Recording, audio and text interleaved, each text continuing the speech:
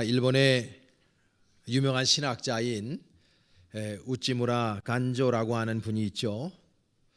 이 사람이 하나님 앞에서 저주받은 사람이 세 종류의 사람이 있다, 그렇게 이야기합니다. 첫째는 아무리 해도 하나님이 안 믿어지는 사람. 두 번째로는 아무리 성경을 읽어도 하나님의 음성이 들리지 않는 사람. 그리고 세 번째로는 아무리 감사를 하려고 해도 감사가 되지 않는 사람.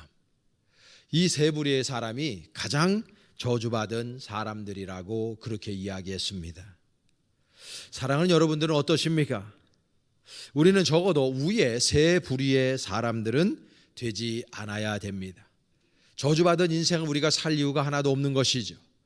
여러분, 오늘도 우리가 하나님의 은혜 가운데 주님을 믿음으로 하나님 존전에 나와서 예배하고 찬송하는 이 순간이 얼마나 감사한 순간인가 하는 것입니다.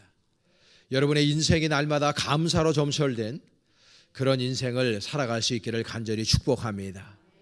요 하나님을 예배하고 요 하나님 앞에 찬양하고 이 하나님의 말씀을 들을 수 있고 거룩한 성일에 다른 것에 있지 아니하고 하나님 존전에 나와서 예배할 수 있다는 것이 얼마나 감격스럽고 감사한 일인가 하는 것을 우리가 날마다 깨달아 알 수 있기를 간절히 축원합니다. 어느 목사님이 농촌 교회에서 목회를 하실 때였습니다. 어느 날 주일에 교회에 여자 집사님이 계시는데 그 집사님의 남편이 함께 예배당을 쫓아 나왔답니다. 그래서 아주 이례적인 일이기 때문에 의아하면서도 기분 좋게 어떻게 우리 교회에 나오시게 됐냐고 이제 인사를 나누는데 그 여 집사님의 믿지 않는 농부인 그 남편이 목사님에게 이렇게 물었습니다. 목사님, 예수를 믿는데 비용이 얼마나 듭니까? 이렇게 물어보는 거예요. 그래서 이 질문 자체가 참 희한해서 왜 그렇게 묻습니까? 하니까 이 농부인 이분이 하는 얘기가 우리 친척 사람들이 얘기하기를 교회에 다니면 비용이 많이 드니까 천주교에 가면 좋을 것 같다고. 그런데 내 마누라가 교회를 다니니까 교회는 좀 다니고 싶은데 비용이 얼마나 드는지 궁금해서 묻습니다. 이렇게 묻는 거예요. 그러니까 이 목사님이 얼마 정도 비용이 들면 예수 믿을 겁니까? 이렇게 물어요. 그러니까는 이 남편이 하는 얘기가 그냥 담배값 정도 들면 믿을 것 같습니다. 왜 그렇게 생각하십니까? 하니까 내가 예수를 믿으려고 하다 보니까 누가 그러는데 적어도 담배는 끊고 교회를 다녀야 되니까 담배값 정도면은 내가 예수를 믿을 것 같습니다. 이렇게 얘기하는 거예요. 그러니까 이 목사님이 아주 현명하게 그럼 뭐 괜찮습니다. 그 정도면 얼마든지 예수를 믿을 수 있으니까 걱정하지 마시고 담배값 정도 비용만 내시고 예수 믿으면 됩니다. 이렇게 얘기하는 거예요. 그래서 이분이 알겠습니다. 그리고 이제 그때부터 예수를 믿기 시작합니다. 그리고 난 다음에 6개월 정도가 지났는데 이분의 비용이 좀 늘어나는 거예요. 그래서 목사님이 어떻게 비용을 더 늘리셨습니까? 이렇게 물으니까 그 남편이 하는 얘기가 제가 예수 믿다가 6개월 만에 술을 끊었거든요. 그래서 내가 지금 술값도 지금 냈습니다. 비용이 좀 들었습니다. 이렇게 얘기하는 거예요. 그렇게 예수를 잘 믿고 다니는데 한 3년 정도를 믿는데 주변에 있는 사람들이 목사님과 더불어서 세례를 좀 받으시죠. 그래서 명실공히 예수를 믿으면 세례를 받으셔야 되는데 세례를 왜 안 받으십니까? 난 아직 준비가 안 됐다고. 그래서 목사님이 수소문해서 왜 그분이 도대체 세례를 안 받는지 물어보니까 세례를 받으면 11조를 해야 된다는 소식을 들은 거예요. 그래서 이분이 아직은 11조 드릴 만한 마음의 여유가 안 되니까 차일피일 세례 받는 것을 미루고 있었던 것입니다. 그냥 봄철 대신방이 되어서 이제 그 가정을 방문을 했는데 그 이제 믿은 지 3년 된 그 아버님이 목사님에게 이렇게 얘기하는 거예요. 목사님, 11조 바치려면 수학의 11조를 드려야 됩니까? 농부니까 비용을 다 제하고 11조를 드려야 됩니까? 목사님이 현명한 분이에요.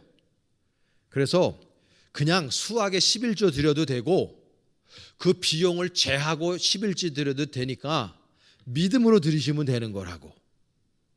그렇게 현명하게 이야기를 해준 거예요. 아, 그래요? 비용을 제거하면은 11조 드릴 게 별로 없는데? 이분이 그러는 거죠. 그래도 믿음으로 드리시면 됩니다. 그러니까 이분이 그 해에 수확을 해가지고 비용을 다 제한 다음에 쌀가마니 2가마니를 11조로 드렸다는 겁니다. 대단하죠, 여러분? 남의 일이라고 아멘도 안 하시네. 그리고 난 다음에 1년이 지났는데 추수감사 주일날 이분이요. 그리고 이제 집사직분을 그때 줬어요. 이제 11조를 드렸으니까 집사직분을 받고 1년이 지나고 난 다음에 추수감사 주일날 쌀 20가마를 드리는 거예요.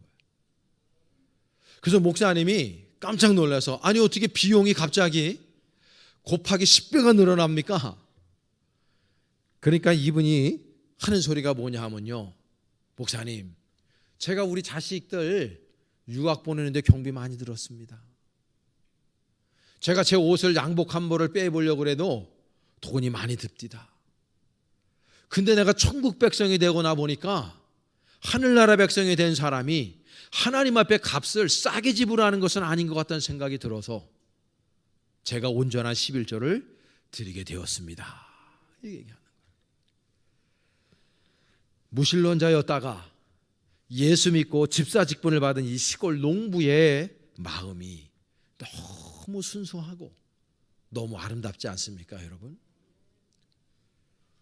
하나님의 성령의 은혜를 받으니까 삶 속에서 모든 것에 감사하는 이분의 마음이 정말 우리들의 마음이어야 된다라는 생각을 하게 됩니다. 박사학위를 몇 개 가지고 있어도 신앙생활을 10년, 20년, 30년 대를 이어서 했어도 아무리 똑똑한 사람이고 잘난 사람이 있어도 이렇게 시골에서 농부일을 하면서 순수하게 예수 믿는 이 사람 같지 못하다, 저는 생각을 해요. 바로 이런 농부 같은 사람이 가장 의미 있고 가치 있는 인생을 살아가는 것이고 하나님 아버지 앞에 가장 사랑받는 인생이라고 저는 확신합니다. 여러분, 우리 이런 인생을 살아갈 수 있기를 바랍니다. 감사를 잃어버리면 그 인생이 무무히 건조해집니다.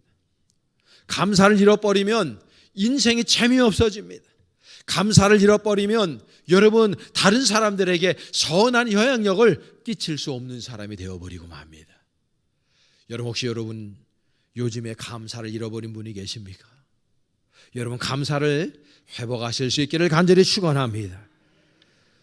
송정림이라고 하는 작가가 있어요. 이 사람이 설렘의 습관이라고 하는 재미있는 책을 써냈는데 저 책을 읽다가 제가요, 두 문구에 제 마음이 딱 머물렀어요.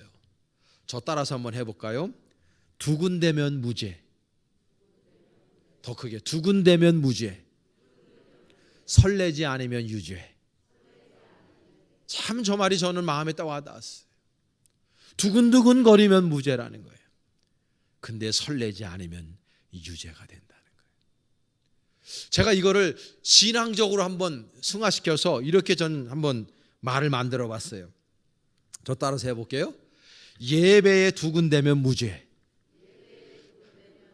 설레지 않으면 유죄.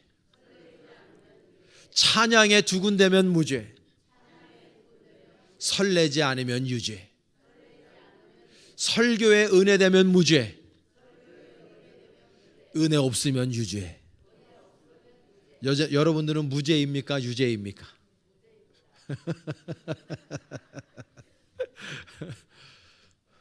다 무죄이시기를 원합니다. 여러분, 감사가 회복된 사람들은 인생을 무죄로 사는 거예요. 그 인생 자체가 기쁘고 감사하고 즐겁고 다른 사람들에게 선한 영향력을 끼치는 인생이 되는데, 인생에 있어서 감사가 없으면요, 그 인생은요, 다른 사람들에게 아름다운 영향력을 끼치지 못하고 자기의 인생도 망치는 인생이 되고 마는 것입니다. 여러분, 얼굴 한번 피시죠. 제가 설교하면서 보니까 진짜 밥맛 떨어진 얼굴이 세 분이 계시네. 여기 낙하산하고 얼굴은 펴져야 사는 겁니다. 제발 얼굴 좀 피십시오. 자, 여러분 얼굴요, 이렇게 한번 위로 올리세요. 이렇게. 그리고 좀 설교를 좀 들으세요. 담임 목사를 좀 보시기 바랍니다. 딴 데 쳐다보지 마시고 저하고 좀 눈을 좀 마주치면서, 아멘입니까? 오늘 본문은 다윗이 방치돼 두고 있었던 그 언약궤를 다윗성으로 옮기면서 일어나는 사건을 우리에게 말씀해 주고 있습니다. 그 언약궤를 지금 다윗성으로 옮기는 가운데에 다윗이 오늘 본문에 보면 춤을 추고 있었다 표현하고 있어요. 여러분 14절과 15절에 이렇게 되어 있어요. 다윗이 여호와 앞에서 힘을 다하여 춤을 추는데 그때 다윗이 배 에봇을 입었더라. 다윗과 온 이스라엘 족속이 즐거이 환호하며 나팔을 불고 여호와의 궤를 메어 오니라. 할렐루야. 영어 성경에 보면요, David was dancing before the Lord with all his might 표현하고 있어요. 이 다윗이 예수 그리스도 하나님 아버지 앞에서 춤을 추는데 그의 온 힘을 다해서 춤을 추었더라, 이렇게 표현하는 거예요. 여러분 본문에도 보면 힘을 다하여, 이 말은요 자신의 온 인격을 다해서, 자신의 온 마음을 다해서, 자신의 온 힘을 다해서 생명을 걸고 여호와 하나님 아버지 앞에 춤을 추고 있다는 것입니다. 여러분 이 사람 왕입니다. 채통을 지켜야 되는 왕이에요. 모든 백성들이 대도신료가 다 그 왕에게 다 포커스를 맞추고 보고 있었어요. 그런데 이 사람은요 모든 계급장을 다 띄워버렸습니다. 배봇을 다 띄워버렸습니다. 그리고 그가요 옷이 벗겨진지도 모르고 여호와 하나님 아버지 앞에서 댄싱, 춤을 추고 있다는 거예요. 여러분 부럽지 않습니까? 여러분 한번 생각해 보세요. 여러분 언제 예배드리고 말씀 듣고 찬양하고 기도하다가 여러분 춤을 춰본 적이 언제 있습니까? 여러분 하나님의 말씀을 듣다가 여러분들의 마음에 감격이 일어서 은혜가 넘쳐나서 주체할 수 없어서 여호와 하나님 아버지 앞에 여러분들의 모든 계급장을 다 띄고 여호와 하나님 아버지 앞에 그렇게 춤을 춰본 적이 언제 있습니까? 여러분 사랑하는 여러분, 여러분들의 인생에 춤이 회복되어지기를 간절히 축원합니다. 엿새 내내 세상에서 힘들고 버겁고 스트레스 받으며 겨우겨우 버텨내면서 살다가 교회 왔는데 예배당에 와서까지 얼굴도 피지 못하고 기쁨과 감격과 감사가 사라져 있으면 어떡합니까? 여러분 하나님 앞에 예배하면서 이 말씀을 들으면서 여러분 찬송가를 부르면서 여러분 기도를 하면서 들으면서 함께 주님의 모든 공동체와 아름다운 성도의 교제를 맺으면서 여러분들 감탄과 감사가 회복되어지기를 간절히 축원합니다. 그렇습니다, 여러분. 그래야 우리가 삶을 올곧게 살아낼 수가 있는 것입니다. 그래서 저는 우리 인생 한 번밖에 없는 인생, 한 번 살다가 가는 인생, 흥미진진한 우리 인생을 살아가야 되고 놀라움과 기쁨과 감격과 감사가 넘쳐나는 삶을 살아가기 위해서 우리는요 두 가지를 연습해야 된다 저는 생각해요.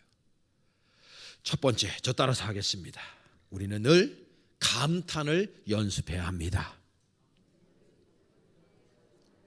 감탄을 연습해야 합니다. 그렇습니다, 여러분. 여러분 요즘에 언제 감탄해 보셨어요? 뭐 가지고 감탄해 보셨습니까? 여러분 한번 감격 가운데 들어가 본 적 있습니까? 여러분 이스라엘에게 있어서 이 법궤는요 하나님의 임재를 상징해요.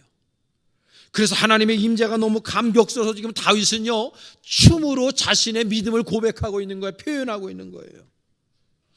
그리고 모든 백성들이 함께 다윗과 더불어서 춤을 추면서 여호와 하나님 아버지의 법궤가 다윗성으로 들어오는 그때에 모든 사람들이 행복한 가운데 춤을 추면서 예배하고 있었어요.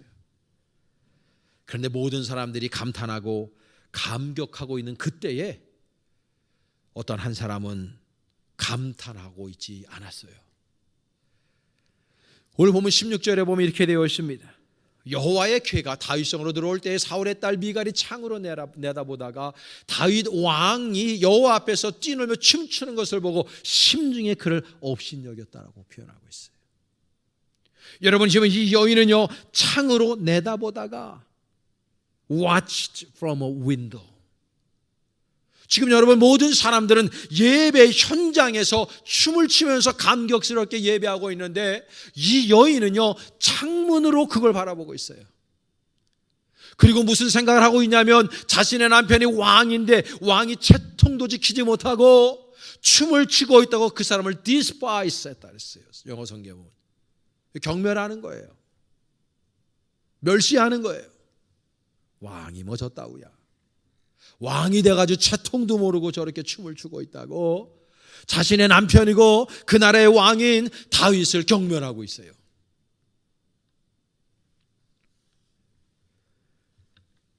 사랑하는 여러분, 우리는 미갈과 같은 신앙생활을 버려야 됩니다.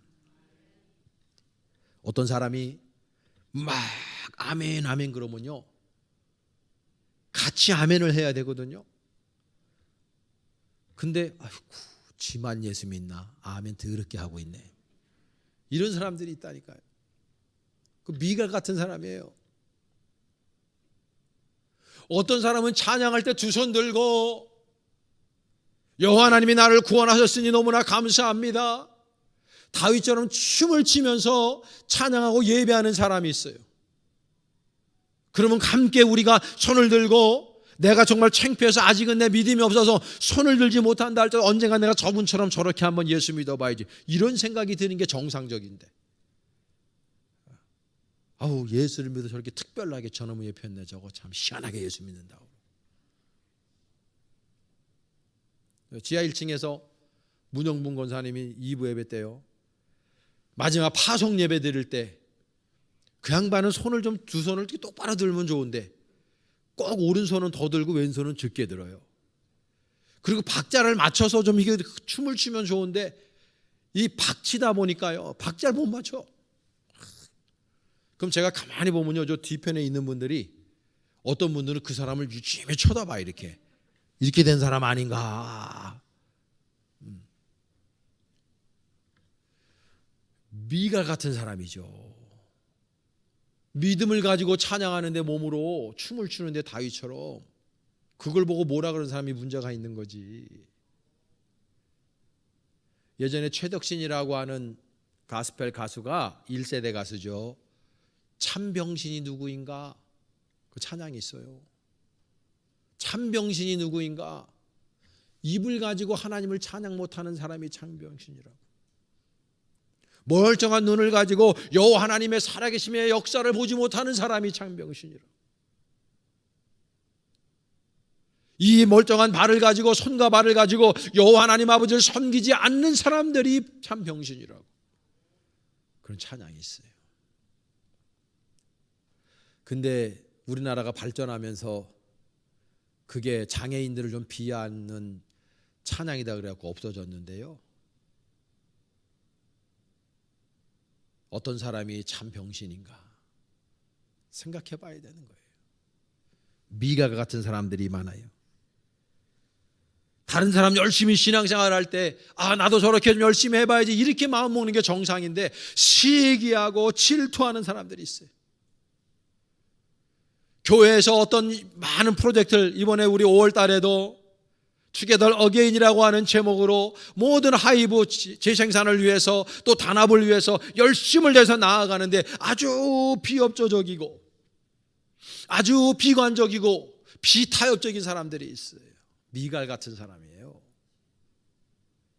여러분, 우리 벌떼 교회 안에는 이런 분들이 없기를 간절히 축복합니다. 일평생 미갈처럼 신앙생활 하지 않기를 간절히 축복합니다. 춤이 있어야죠. 춤이. 기쁨과 감탄이 있어야 된단 말이죠. 감탄. 2003년도로 제가 기억합니다.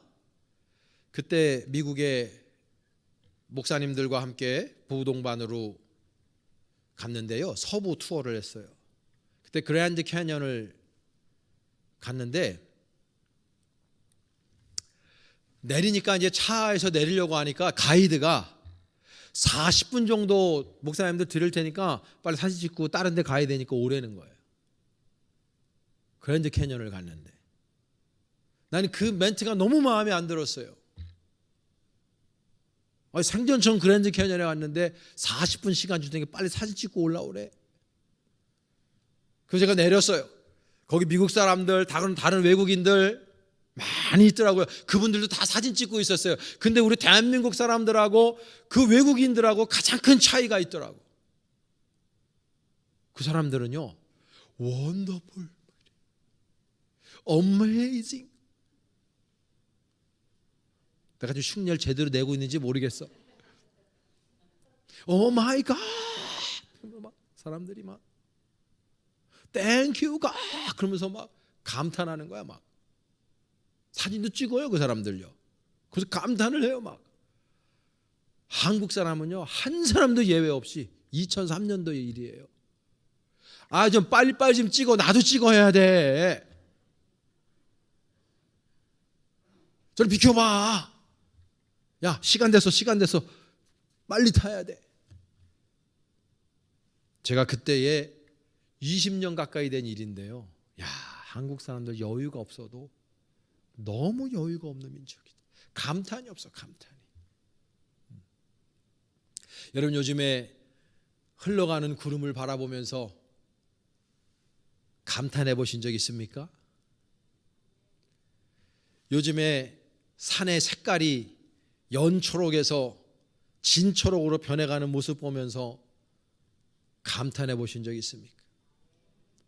어저께 같은 게 엊그저께 비 올 때 뭐 비가 와 우중충하게. 혹시 그러시진 않으셨나요? 여러분 안에 감탄이 날마다 여러분들의 고백되어지기를 원합니다. 그래야 멋진 인생 우리가 살 수 있는 겁니다. 두 번째로는요, 저 따라서 하겠습니다. 감사를 회복하자. 이거 노력해야 되는 거예요. 감사도 노력해야 되는 거라고요. 그냥 되는 것이 아닙니다. 다윗이 왕의 채통에도 불구하고 자신의 옷이 벗겨진지도 모르고 춤을 추며 기뻐했을 때 그의 아내 미갈은 그를 경멸했어요. 그 경멸하고 있는 미갈을 향해서 다윗이 한 얘기가 오늘 본문 읽지 않았지만 다음 구절 21절에 나와 있어요. 다윗이 지금 이렇게 얘기합니다. 미갈에게. 다윗이 미갈에게 이르되 이는 여호와 앞에서 한 것이니라. 그가 내 아버지와 그의 온 집을 버리시고 나를 택하사 나를 여호와의 백성 이스라엘의 주권자로 삼으셨으니 내가 여호와 앞에서 뛰놀리라. 자신의 아내 미갈에게 얘기하는 거예요. 내가 지금 여호와 하나님 앞에서 뛰노는 거라는 거죠. 너가 보려고 너 보라고 내가 뛰어노는 것이 아니라는 거예요. 여호와 하나님 아버지께서 나를 왕 삼으신 것 때문에 내가 감사한 마음에 여호와 하나님 아버지 앞에 내가 춤을 추고 있다고 고백하고 있는 거예요. 여러분, 감사를 고백하고 있잖아요. 다윗이 감사한 것을 감사한 것으로 알고 감사하는 거, 참 인생이 멋진 인생인 거예요. 우리는 인생 살아가면서 감사를 잊고 살 때가 많아요. 감사를 표현하지 않을 때 너무나 많아요. 윌리엄 아서워드라고 하는 분을 저는 좋아하는데 이분이 참 좋은 글을 많이 썼어요. 이 사람이 쓴 글 가운데 좀 글귀 하나 아포리즘 이 기억나는 게 있어요. 감사를 느끼지만 표현하지 않는 것은 선물을 포장해 놓고 주지 않는 것과 같다 그랬어요. 그 감사는 표현해야 된다는 거예요. 표현. 여러분 주변에 감사한 분들 많으시죠? 우리 부모님들에게 감사하잖아요. 오늘 우리가 부모님 주일로 지키지 않습니까? 여러분, 우리가 가슴에다가 카네이션을 왜 답니까? 여러분, 부모님들한테 카네이션을 달아드리면서 우리들의 감사함을 우리 부모님들한테 표현하는 거 아닙니까? 나를 낳아주신 그 어머니 아버지의 은혜, 나를 이 세상에 있게 하신 그 어머니 아버지의 은혜에 감사하는 거죠. 그 어머니 아버지가 나보다 무식해도, 그 어머니 아버지가 나보다 못났어도 그 어머니 아버지가 나의 어머니 아버지니까 감사하는 거예요. 무조건 감사하는 거지. 그게 자식의 도리죠. 그 자식의 도리죠. 감사해야 되는 거죠. 어저께 우리 애들이 우리 어머니 모시고 또 저희 내외 이렇게 해서 애들이 저녁 사준다고 저녁을 사주더라고요. 그렇게 얻어먹은 건 생전 처음인 것 같아요. 그래서 어저께 가가지고 한우 수육도 제가 시키고, 뭐 이제 칼국수 집이었는데 전도 막 시키고 그랬더니 딸내미가 아빠도 아니라고 막 시키네. 야, 그럼 이럴 때 받아먹지 언제 받아먹냐? 그러고 어머니도 기뻐하셨고 저희 내외도 참 기쁘더라고요. 감사를 표현하는 거예요. 전 이번에 제 생일 지난주에 지내면서 참 교우들이 너무나 많은 사랑을 저한테 베풀어 주셨어요. 일일이 다 표현할 수 없지만 너무 감사한 마음 이 자리를 빌어서 표현을 합니다. 근데 특별히 석사 2기 이분들이 참 감사하더라고요.